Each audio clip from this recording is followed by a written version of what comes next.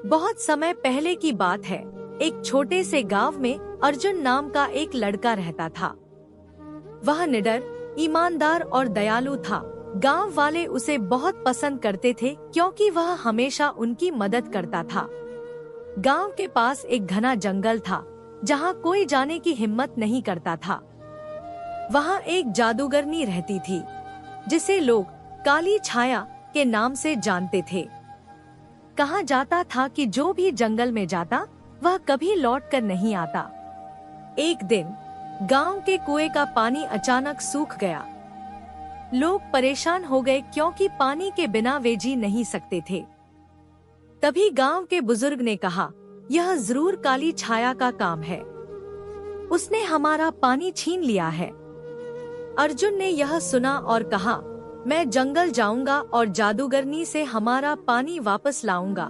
सभी डर गए और उसे रोकने लगे, लेकिन अर्जुन नहीं रुका। अर्जुन अकेले जंगल में गया। वहाँ बहुत अंधेरा था। पेड़ इतने ऊंचे थे कि सूरज की रोशनी भी नीचे नहीं पहुँच रही थी। चलते चलते उसे एक झरना दिखाई दिया, लेकिन वहाँ पानी पत्थर में बदल रहा था। तभी एक कर्कश आवाज आई, कौन है जो मेरी शांति भंग कर रहा है? तुम मेरे गांव का पानी क्यों रोक रही हो? क्योंकि इंसानों ने मुझे भुला दिया है। अब वे मेरी पूजा नहीं करते, इसलिए मैंने उनका पानी रोक दिया।